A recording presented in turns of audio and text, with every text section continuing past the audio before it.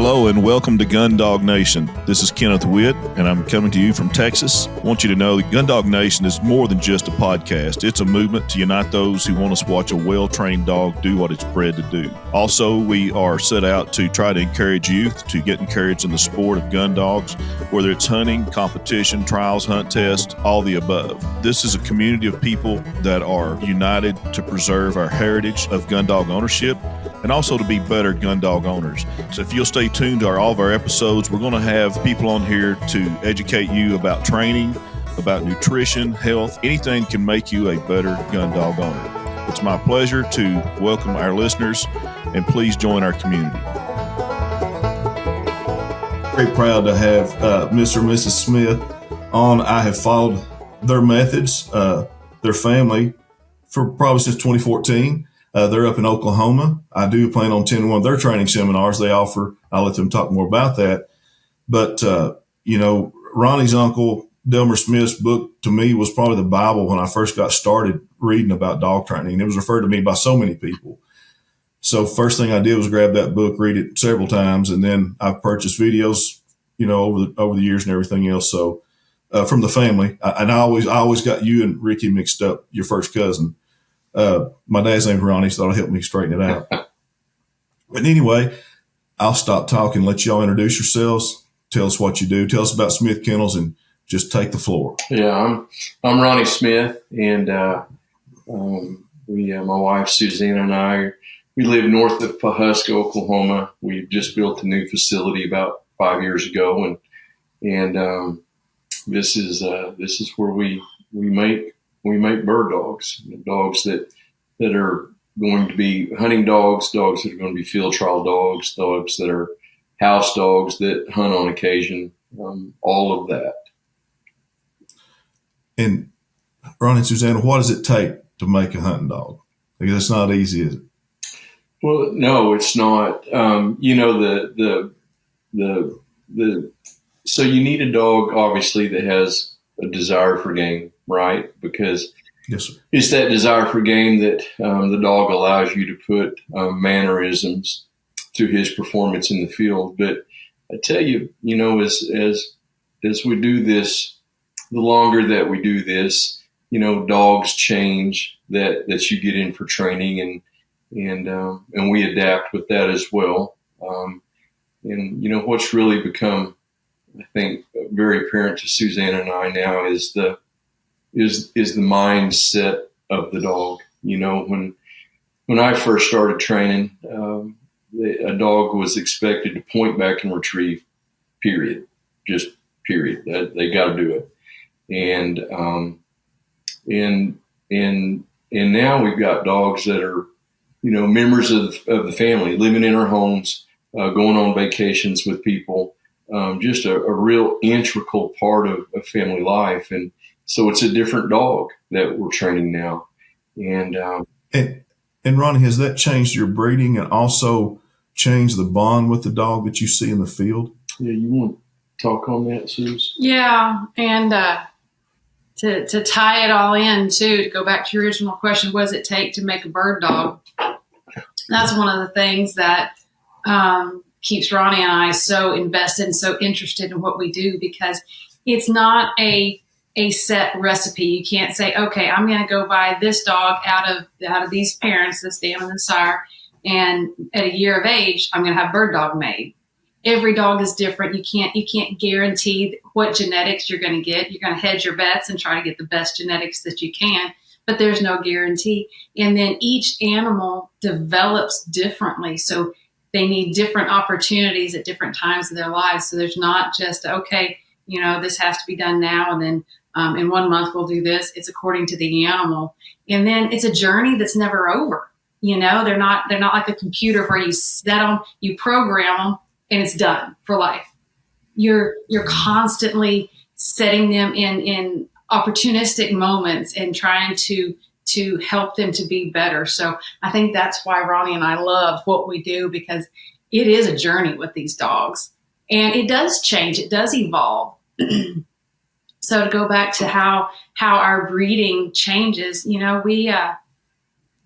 our focus in training and in breeding is to build a confident, resilient, bird-driven animal. That's what we're really looking for. We're looking for a dog that can travel the country and hunt any species of birds in any environment, maybe with one owner the entire time, or maybe in a situation where there's lots of other dogs, other people, encountering new situations continually. So we want a dog that is very resilient and able to adapt quickly. Because a lot of the dogs that we train, they live in the house, like Ronnie was talking about. They travel when they can. Most people have to travel when they go hunt. So there's a lot of challenges put forward in front of these dogs, and we're trying to breed that dog that can be successful in any environment, it's a fun challenge. Yeah, I love that. So, like Ronnie, I'm probably a little bit older than y'all. I'm 56. I know I'm older than you. You're not older than me. You're older than me. Right. Well, good. I got that one right. I got that right on the good side. When we grew up, and I grew up in rural southeast Kentucky, Appalachia, and, the hunting dog kept outside. Mm-hmm. We didn't have them in the house. And now that's almost never the case, except for maybe like pro trainers that can't do that. And even some pro trainers will put dogs inside. So obviously that's had to take a different turn for breeding. And I only can relate it, and I won't try to stay on this topic, but British gun dogs are British labs seem to be more, they were bred that way as a house/hunting dog, whereas American labs are bred like we just talked about. They were a hunting dog only. Now that's starting to change with everybody, but so that's obviously, I guess, had to change your breeding. So what would you look for to develop a dog like that and characteristics? Well, composure, a dog that can compose. I think that's it in a nutshell. I mean, we could say other things, but if we were to say one thing, it's that dog that can mitigate the stresses of life or the stresses that they encounter. That composed mindset. What we see are dogs that come in that can think their way through a situation, can stop, analyze it, and adapt. That's the 1%ers. Those are the dogs, wow. Whether they're the best bird dog or not, their mind makes them that 1%er. That's the dog that you can put in a truck and travel to Montana, and when you get there, he still eats, right? He's not so off balance that he's off his groceries. He's that dog that can go to that country and learn it real quick and adapt. So it's that dog that has that ability to mitigate the stressors. So I'm sure that the both of you, and I'm going to get into the both of you just a second, in your roles in the training, like Ms. Smith, I didn't know if you take a certain stage of the dog or both of you do the whole hog, But I would assume you guys are training and generalizing in so many different scenarios to prepare for that. Mm-hmm. Yeah, absolutely. What do you do? Even today, we've got a new class in, and we're working on some agility obstacles. Just trying to teach some of these dogs that are off balance, that are coming here and to move to a cue, to face some fears, to learn how to learn, to learn how to mitigate those things that concern them. Because we are training to the mind, right? That's all we're training to, is to the mind. All that physical stuff, that'll come. But if you train to the dog's mind and really pay attention to his behavior and his reactions to stimuli, you'll have a better animal in the end. So that's our primary focus. And that's actually, we were talking to our apprentices earlier this morning about what we're looking at this, what we're looking for at this stage of training. And I told one of them that at this stage, at the early stage in training, the function doesn't matter. If you get a great recall, that's not as important. If you're working on recall, that's not as important as what that dog's mindset was at that moment. You're trying to get that mindset right. And then the function will come. If you get the mindset right first, rattle out of the box, then training is easy. Then it kind of has a flow to it. And we're when we're looking at these dogs in our training classes, we're looking at, like Ronnie said, composure. That's always first thing. We want dogs that are able to be aware of the surroundings around them and not just react, to actually think through everything. And then confidence, like Ronnie talked about. They have to be confident in order to be receptive to training. So we're trying to build that as we go. And then we're starting to try to build a little bit of compliance into the picture. We want them to start listening to cues and willingly follow and join up with us. So particularly in the early stages of training, it is all about the mindset. Susanna said something this morning that I'd never heard her said that really resonated with me. She was talking to one of the apprentices and helping him work his dog. And she said, if I get this right, correct me if I don't. She said, if you're really paying attention to the dog, he was working on quartering drills, right, on a 20-foot rope. If you're really paying attention to the dog, then your check cording can be a mess because you're playing to the dog. And then she said, if you're not paying attention to the dog, your check cording has to be perfect. And that really resonated with me. That makes a lot of sense. Well, first of all, I enjoy this so much because I'm a student. I'm learning, I'm actually taking notes, and I will listen to this several times from both of you. But, I've caught myself being busy and looking at my phone, checking email while I'm trying to train. Worst thing you could ever do. I'm missing, just like you just said, I miss everything my dog just did. And then when I catch back up, I don't realize why he's doing what he's doing at the time. And so that makes so much sense to me. Now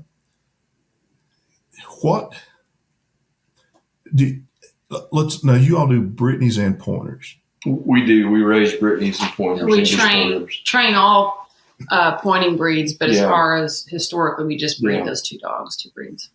Okay. I was so excited getting you on here because, I want to diversify the breeds that I talk about on this podcast. Not just, I'm a retriever guy mostly and a protection dog guy mostly. I do both very actively. But, and two things. One, it seems like there's just so many retriever owner hunters that it overwhelms me now that I get into this and I'm on social media. I don't see, at least I'm not seeing it yet. Maybe I will. Maybe through this podcast, it'll open up some doors, but I don't see the large numbers in Brittanys and Pointers like I do labs. Is that accurate? I think that probably is accurate. I think there's, and I don't know, this is just my observation. I think there's some reasons for it. One, what I've noticed with the retriever trainers is, there's a lot of drills and they're very obvious. I mean, you can look at them on paper, you can read about how to do it. And I think that just the average guy following a lot of those drills that has a dog that is genetically predisposed to be a retriever in the first place. He retrieves, right? And you follow those drills and get some obedience work. And I think a lot of just the average guy can be very successful training his own Labrador, right? Okay. And yes. And I'm one. Yeah, right. And I think too, typically you have, there are guys that travel for waterfowl, going to Canada but I think it's the areas that you go to tend to be closer to home is what we see. I think the abundance and the availability of waterfowl across the country is probably more accessible than what we're doing. That natural wild bird population has rippled from the East Coast to about where we are. And from here west is kind of where the wild birds are now. So if you live, east Mississippi, you're going to have to travel. You go north, you're going to get into grouse, but if you want to get into sharpies and the huns and quail and prairie chickens and pheasant and all that, you've got to travel. That makes so much sense now that you said that. I just kept wondering, even though it's today, like on my Gundog Instagram, I've got thousands of referrals to retriever people. And I was like, man, I want to find some Brittany people. Really the only social media friends I have and this English pointer, I've got some cockers, but are you guys? And I'm just like, why is that? So I'm so glad that sums it up for me. I've got my labs, 2 labs up right now, and this my podcast number 1. Y'all get bored, you should really listen to it. It's Scott Nienaber. He's been guiding for 30 some years. He does it 105 consecutive days. He does a Paul Nelson farm, and then he goes and does his own opening day. And I learned so much from him, because you think about it, just like y'all, there's no substitute for people like you two and people like him who are working dogs 105 days. Well, y'all work more than that probably, but he's running dogs 105 days a year. To me, there's no substitute for that. He's seeing so many retrievals, so many different dogs. They rotate dogs in and out. He's got my dogs in the rotation of his own dogs. And, and I think I had Martin Rams in here. We were talking about that too. People like you, I could study and read and work every day, but I'll never get the exposure of what you're all doing with so many different dogs, different breeds you're working. But I wish I did. I wish I had that knowledge. So I guess after I digress there, what do you love about Brittanys and Pointers? You obviously train all pointing dogs, but that's what you keep at the house. Why those two? What do you love about them? I mean, honestly, Ronnie, you've been in the Brittany business since probably before you were born. I guess you inherited the Brittany business kind of. Well, there's a lot to that. The Brittany's that we have now, they go back to the same bloodlines of the first Brittany's that Delmer had in his kennel. And Ronnie and I got to a point where we weren't going to breed any more dogs. We wanted to focus on training and guiding at the time, and we weren't going to breed. And then we realized, who in their right mind walks away from a heritage like that? I mean, exactly. I love it. You can't give that up. I'm a history buff, and that's why I was so excited to have y'all. You really was one of the first on my list, but I knew you were crazy busy. So, Susanna, what's it like to marry into a hunt dog training family? Now, what was your previous life? So I grew up on a large ranch in West Texas, just a couple hours from where you are. Where at? Just north of the Big Bend National Park, down by Marathon. Oh, I was just at the Gage Hotel. Yep. We're good friends with the man that owns Gage Hotel. So I lived 35 miles south of there growing up. And we were very remote, and my father was gone a lot. So honestly, it was my sisters and my mother that did a lot of the work with the cattle. And so here you've got women running cattle and very limited number of people, There's nothing out there. And there's no resources. So you have to learn how to work with an animal. We were dealing with very large Brahman cattle. So you really have to learn how to work with them and watch the mindset and set yourself up for success so that you don't end up going to the hospital 70 miles away. But that was Brahmas are gaming of me studying animals. So when I met Ronnie, it was a pretty easy transition for me to go from a focus on horses and cattle to a focus on dogs, because so much of the behavior is exactly the same. So it was a pretty easy transition. You got to share what the name of the joke name of the cattle company was. This is public. I love it. No, I love it. Okay, you want to get personal. So we fondly referred to our cattle operation as WACO, Women and Children Cattle Company. I do love that. So y'all had to be some tough ladies. I'd hate to mess with you. Tough or insane, one of the two.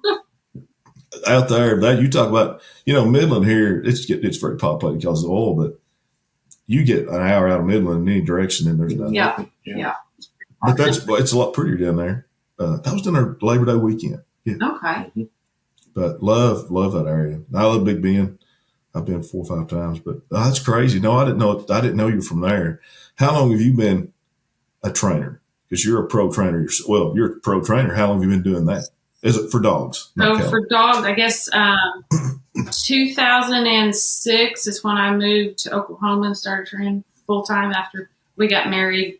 And I lived in Texas for a little while and then moved up here and just went to training full time. So the two of you, what have you seen in all your years? And you just mentioned at least 18. what have you seen in the evolution of the breed of Brittanys and Pointers? Yeah. Maybe it's easier to focus on one. Yeah, there's again, it's a different dog that we're training in the last 20, 25 years. We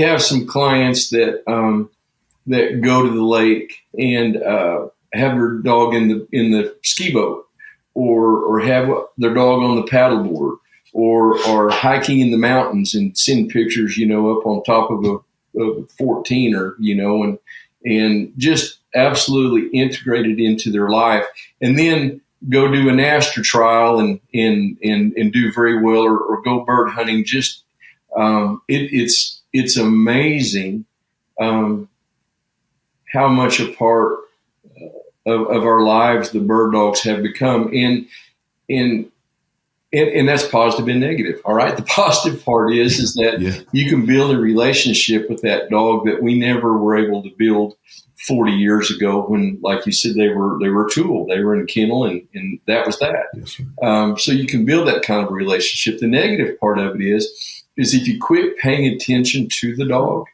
then the lines become blurred, right? And the dog doesn't respond any better to you than if you had left him in the kennel. So it's, nobody wants to hear it, but it's just like raising children. And that's the honest truth. You set parameters, and you be consistent and fair with it. And that's all there is to it. Yeah. And I'm always trying to make my dog work for me out of desire and respect, and not out of fear. Right. A join that mindset. That's right. Yeah. And you said something that hit me right then. Right now I'm training 2 Dobermans, a young one and an older pup. And if you don't watch their body language and you're doing bite work, it could get you hurt. Yes. You've got to know your dog. You've got to know when their ears are a certain direction, or their tail is, or their stance. And like my Doberman Saturday, he bit a bite sleeve off the decoy. And I got the sleeve away from him, just getting ready to take it around behind my back and throw it back to the decoy guy so we could start it again. My dog, who's, very safe, that's why I got out of my own house. But, he turned around and thought I was playing. He grabbed my arm without a sleeve on it. I was throwing a sleeve back. He wasn't trying to hurt me, and he didn't break skin. He could have hurt me bad. But I should, now I know to watch him. If he thinks I'm doing something fun, he's going to, and, I can get some stitches. But yeah, you got to watch that dog all the time, and know how they're going. Know what that language means, I guess. And it's hard to do that unless you just fool with it. Well, that's right.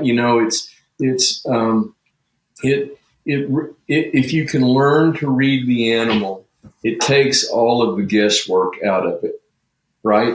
Then you don't have to wonder if I should do this, or when if you read the animal. It's like turning the pages on a book. I mean, the story just is right there. You know the story. And, talking about Susanna's background, what we have seen with the owners and apprentices that have come in here, it seems to us that those folks that grew up in maybe a rural environment, they had livestock, right? If you're moving that livestock, there's a speed with which you go. There's an angle that you take. It all matters.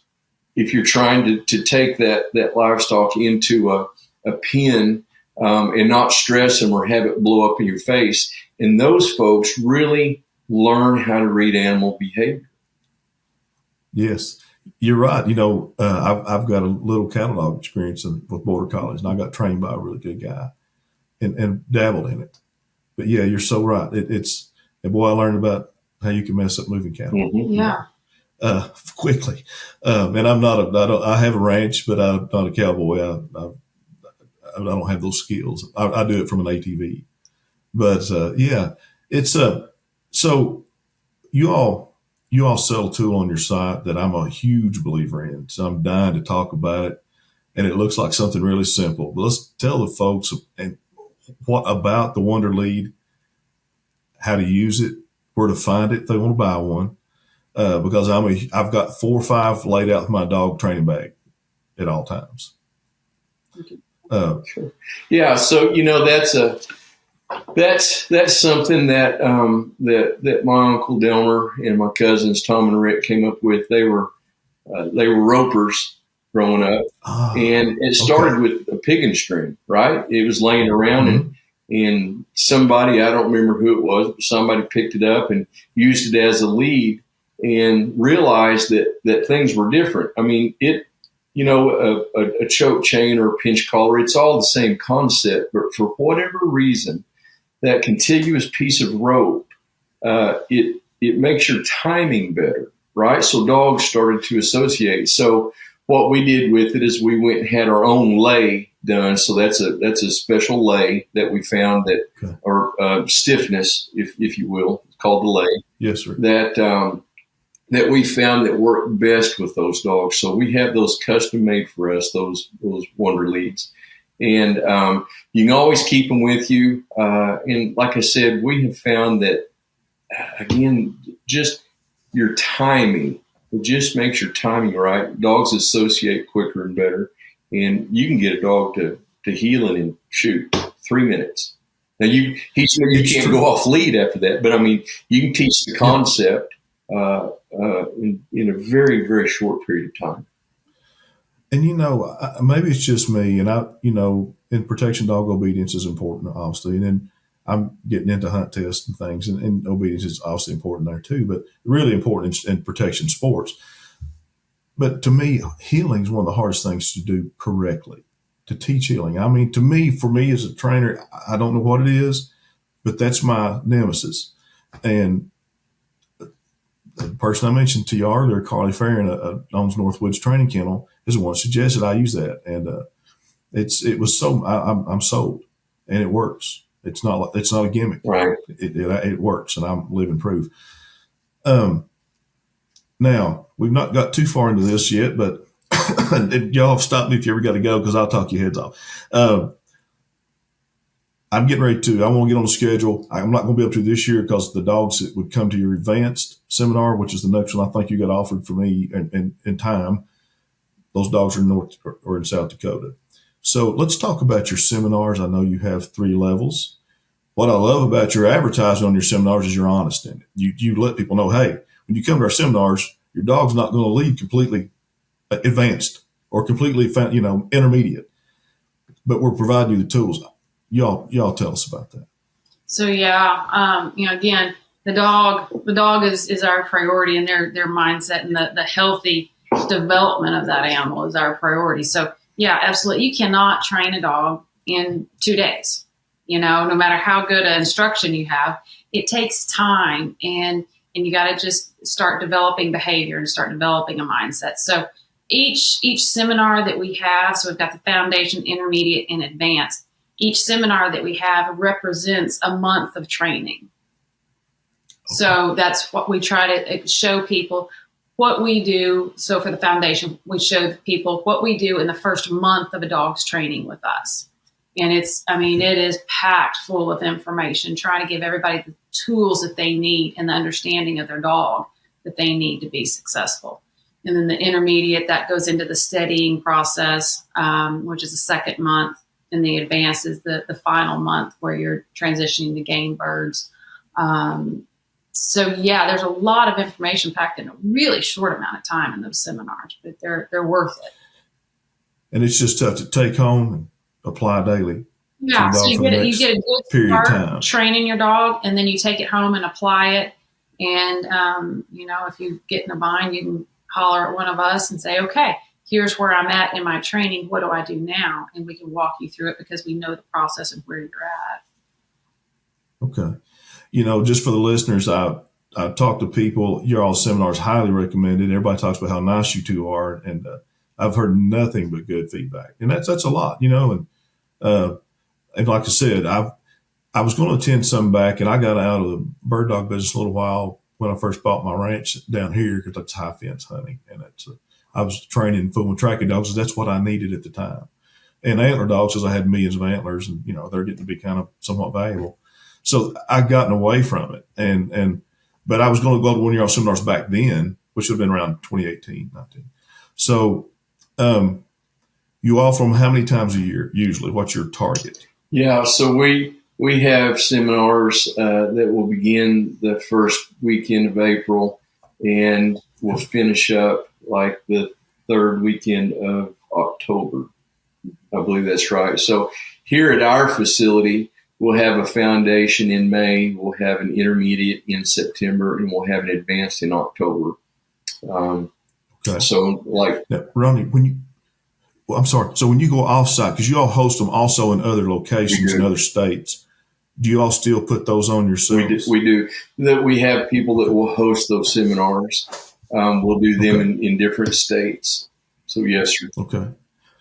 And then each year, do you mix up the states, or you usually do it kind of the same locations? Yeah, typically the same location. We'll have some people that will inquire, about hosting a seminar, and if it works logistically, if it's not too close to seminars, then we'll have it. But yeah, it's we're on the East Coast in May, and we try to do all the southern stuff as early as we can, so we're not out there in the heat. Yeah. It's I train Retriever Club, and it's kind of South Texas, and it's still hot. So, and then let's get into that. And I've actually talked to you about this myself, but how many? I'm sure that you guys have a waiting list for pups and started or trained dogs. That you don't have those available every day. Like someone can't just get on your website and I'm gonna get buy a puppy today. I'm driving to Oklahoma. I'm gonna take home a started dog from Ronnie and Susanna Smith. Tell the listeners how that would work if they're interested in buying a pup from you guys. And I suggest that to the listeners. So we don't breed a lot. For us and how we raise a puppy, it takes a lot of effort and a lot of time. So if we breed, what do you think, 3 litters, 4 litters a year, that's a lot for us. And typically what we do is we don't even announce those pups until they're on the ground. And we, instead of taking a waiting list, 2 years out where Joe is signed up for the next litter and it happens to be this litter, and this is a really hard charging set of parents, and they're likely to have a really, really big range and tough kind of pup, where Joe needs a short range preserve dog, and it's not the type of dog that he's looking for. We don't want to get in those kind of scenarios. We want to be able to match the dog with the right home so that the owner's happy, it fits for the dog. So when we get a litter of puppies on the ground, we'll announce them, and we'll start trying to talk to people and pick what we think are going to be good places, good fit for the owner and a good fit for the dog. And even when it comes to puppies going home, we study those puppies and really watch them and try to help guide the people. Okay, this puppy is probably going to be a good fit for you, whereas this other puppy, for X, Y, and Z reasons may not be as good a fit, because we never want to put, a big running, hard to manage dog in an environment where somebody's not equipped to deal with that, because then nobody's happy. So we really try to match not just the litter, but the individual puppies with the people. Susanna, what you said is so important, especially once you listen to this podcast. It's a new buyer. Maybe they want to get into it. They do some research and they're ready to go buy. A lot of people, especially when you're buying your first dog, it's impulse. What's pretty, what sells, what's available. But what you said is so crucial, because what people don't realize, unless they've been dog people like y'all and me, is that it's a marriage. Mm-hmm. You're buying a pup that's going to maybe live 13, 14 years with you. And so it's so important to go to a conscientious breeder. You guys are obviously not a puppy mill, or you'd be running Brittanys every week out there, puppies, but you don't, which speaks a lot about you. And 2, that you actually care where that pup goes, and it matches the owner as best as possible.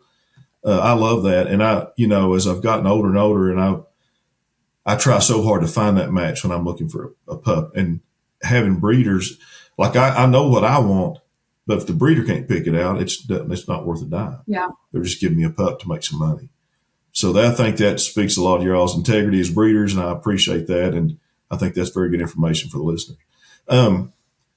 And so when you say 3 or 4 litters a year, and I'm not holding you to numbers, is that Brittanys and Pointers? Yeah. So that's very little for 2 different breeds. Yeah, so we spend a lot of time with our puppies. We start doing the super puppy program with them, days 3 to 16. We do that with them.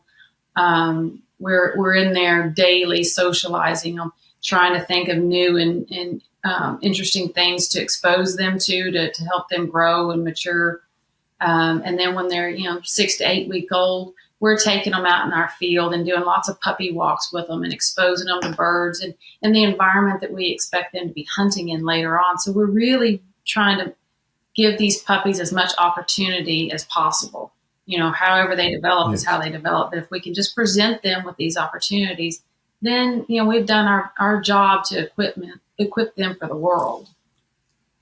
And just for the listeners, what you just said, and y'all correct me if I say something that's wrong, because you're all the pros, but that builds confidence in the puppy. Mm-hmm.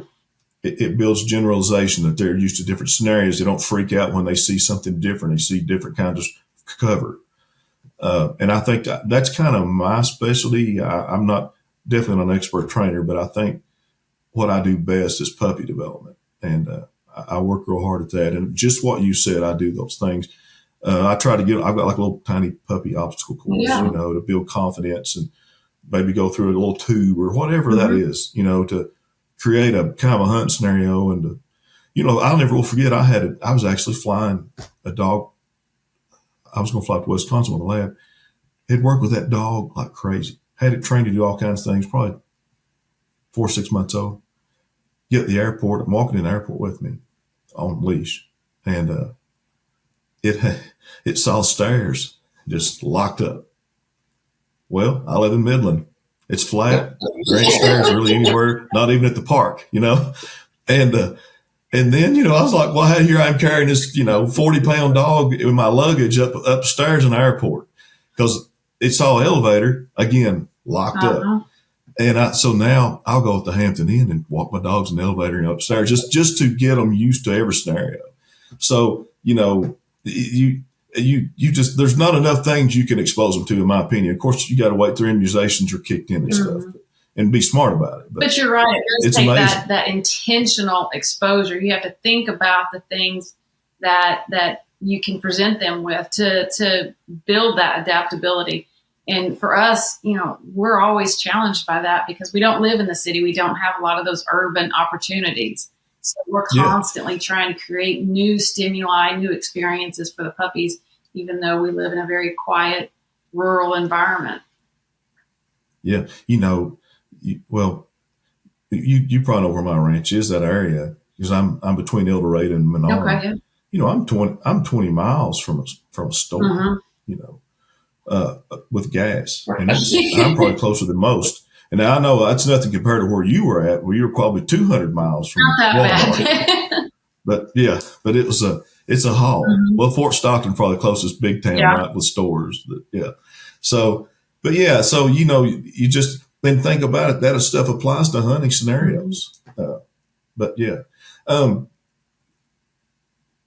you all sell many finished dogs? I know it's probably so hard and such a time-consuming thing.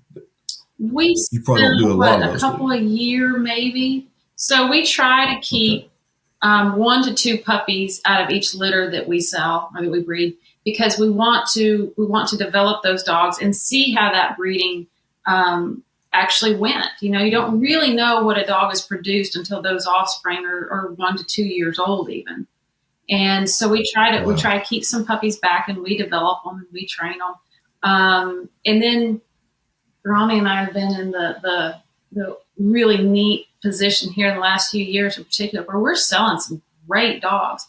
They're just not the dogs that are going to fit in our program, So again, we find the perfect home for them. And it's been a really good program, but so we'll move 1 to 2 dogs a year. You think? Yeah.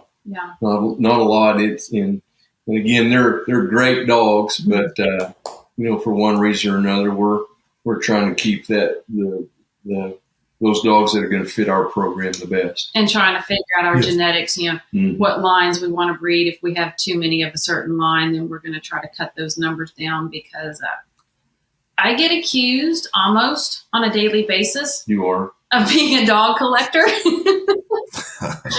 Yeah. We try to keep our numbers down.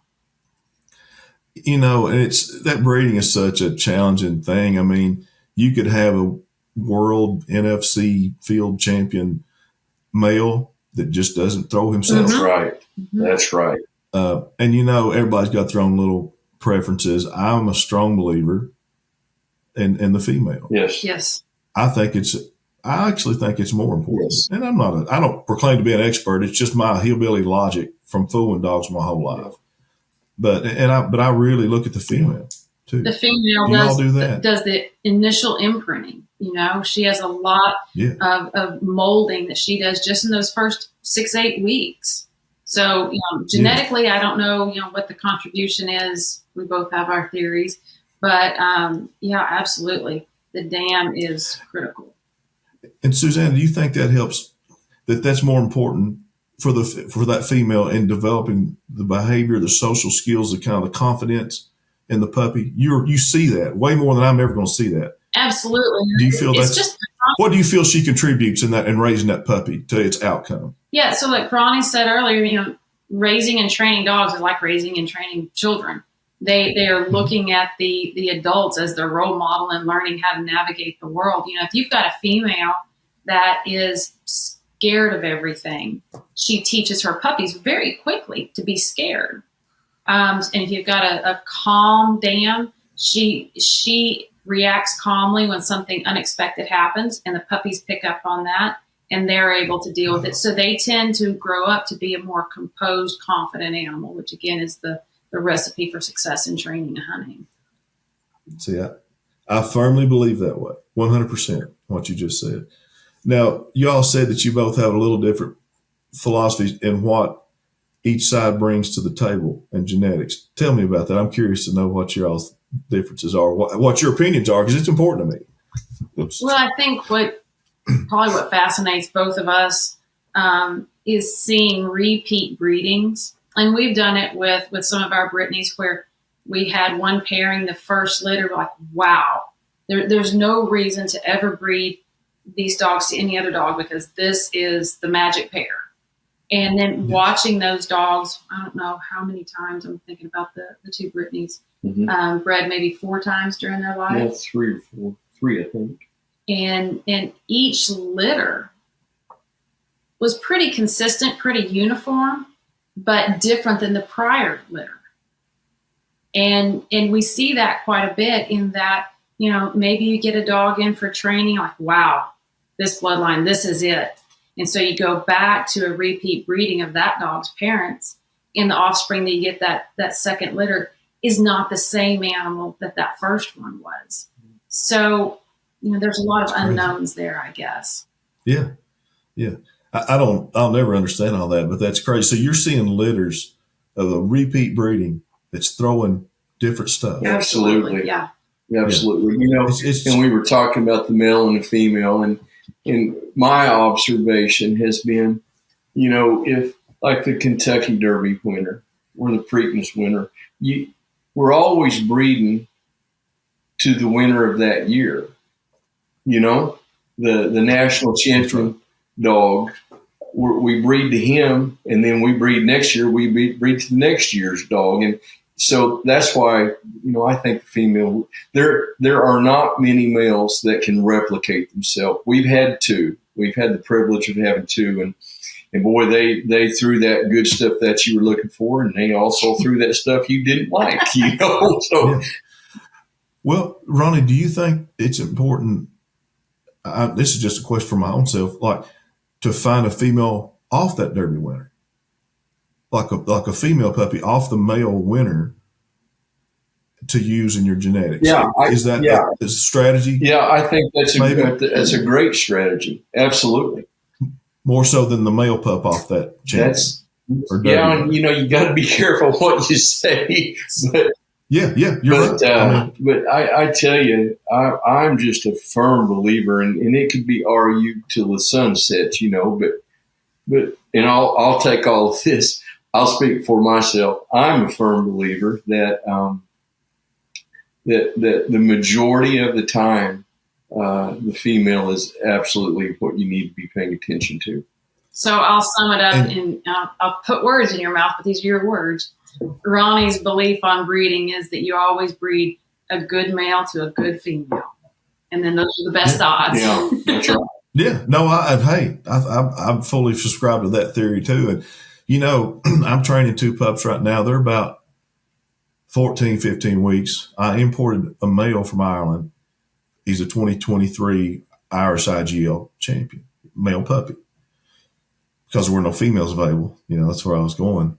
And then I've got a female pup, same age, imported the same month. In July, you had to import everything because August 1st, the CDC changed the rules and you can't get a puppy now imported to the States under 6 months. Mm-hmm. So we beat the deadline. So my female is the 2022 English IGL champion's daughter. That dog's name is Bowhole. Now the female off the champion, has got hunt drive. I mean, I could put a piece of, I use dry beef liver treats to train. She hunt a piece of that up in a 100-yard field and find it. But her trainability is rough. And I don't know if it's just she's so high driven or she's so high food drive that I can't get her to calm. So I'm really working with it. But anyway, so conversely, the male off the Irish champion of this past year, man, I'm liking this dog. I mean, he just gets it. He's the only lab pup I've ever owned that took a run and go off a boat dock at a lake when I just got him. He was 12 weeks old and jumped in just on his own. I've never seen, just jumped in and swim like he'd never. And I called the guy, or I messaged the guy in Ireland. I said, hey, do you have this dog in water? He's like, no, because, they're not waterfowl people. They're not, even their hunt test is very little water, challenges there.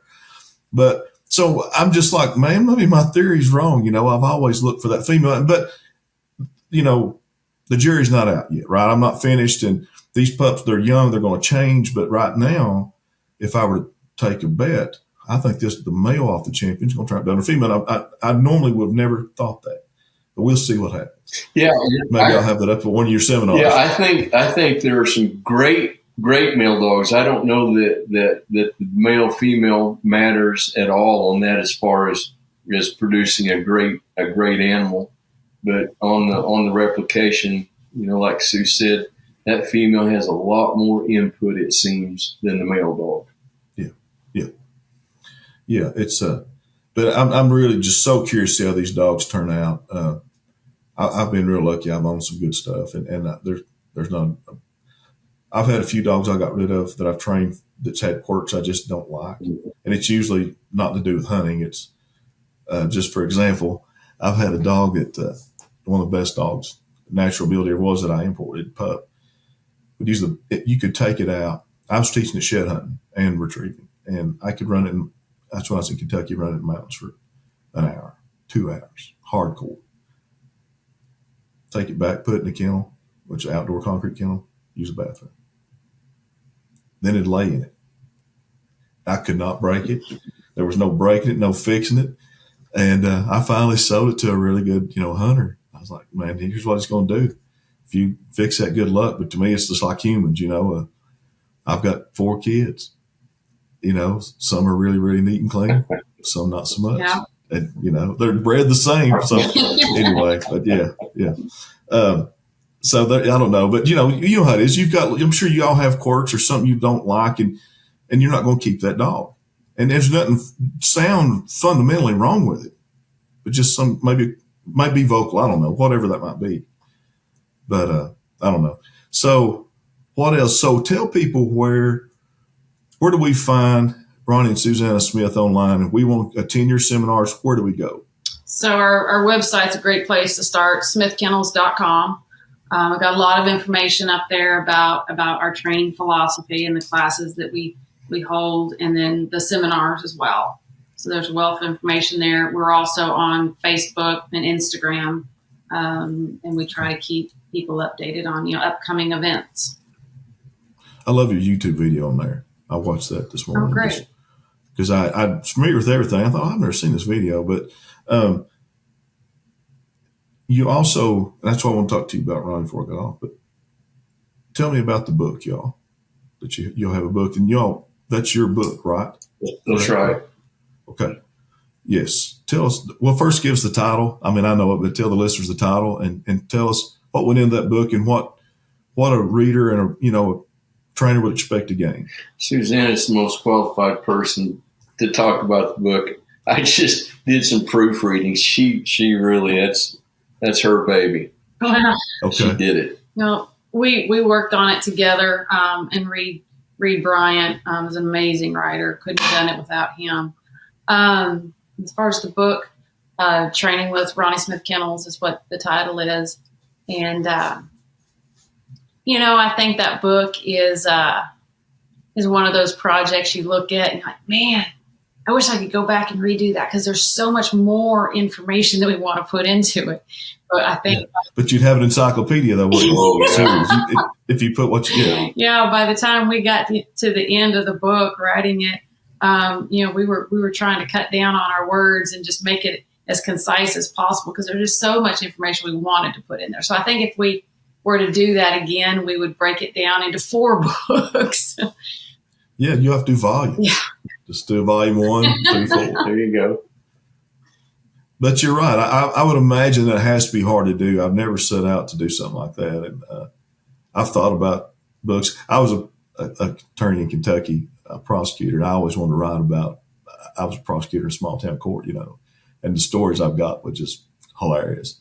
I've always wanted to write about it, but I won't even know where to begin. I mean? So I can't imagine trying to tell people how to fully train a pup. What all the things to look for, it have to be just too much to comprehend, to put into it. Hopefully the book gives everybody a good start with the average dog, what to expect. Okay. Each individual is going to be different. You can't put all that information into a book, but hopefully that book can walk people from, the day they bring their puppy home all the way through training and even transitioning to hunting wild birds. That was our goal in what we put in that book, was just give them the information they need to be successful with the average dog.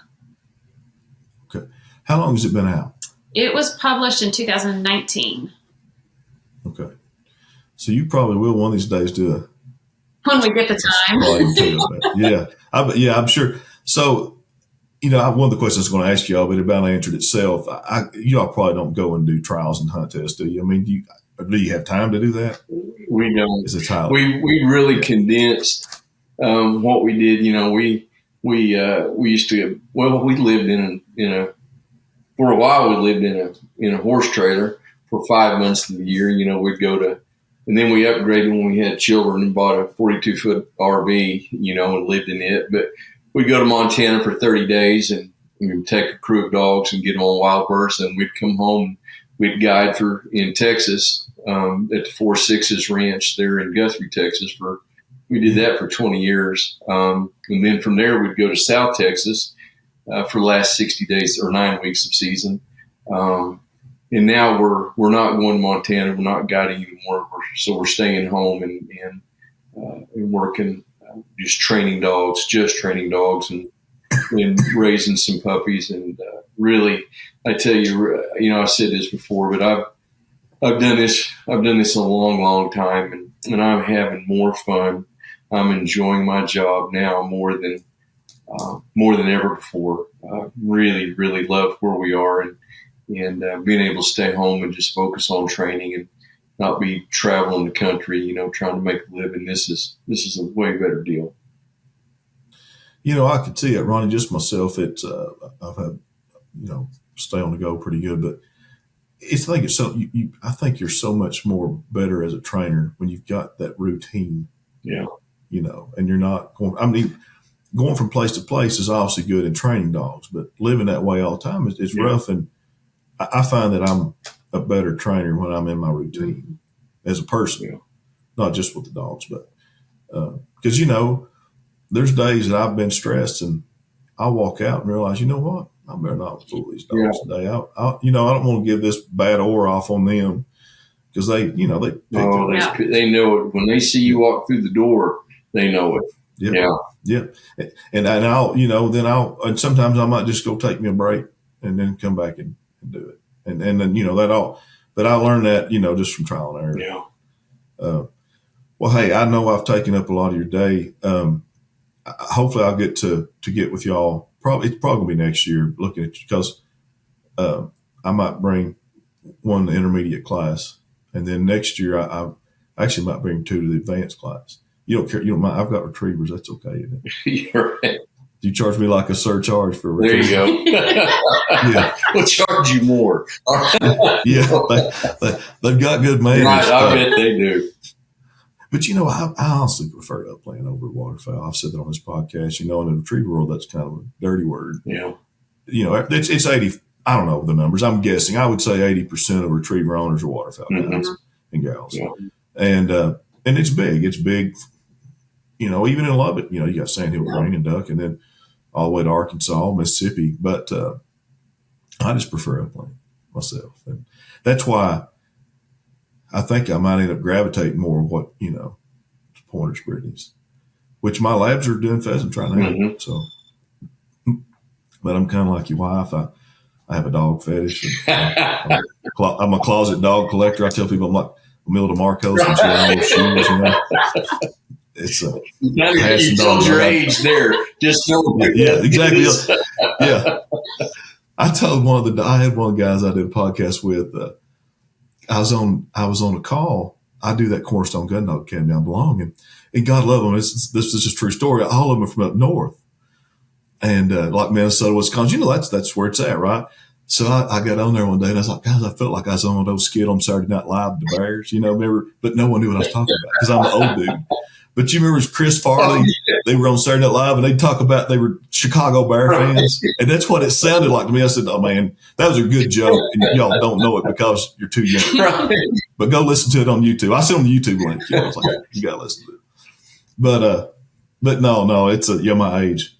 You would think I'd get wise when I get older, but I don't know if that's really helping either.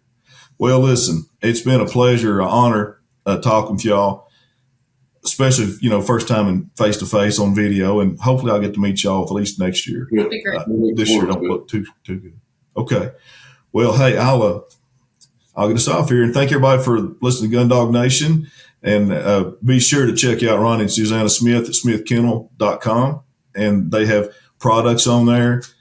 They have seminars, internships, a training book, and training supplies. So check them out. All right. Thank you all very much.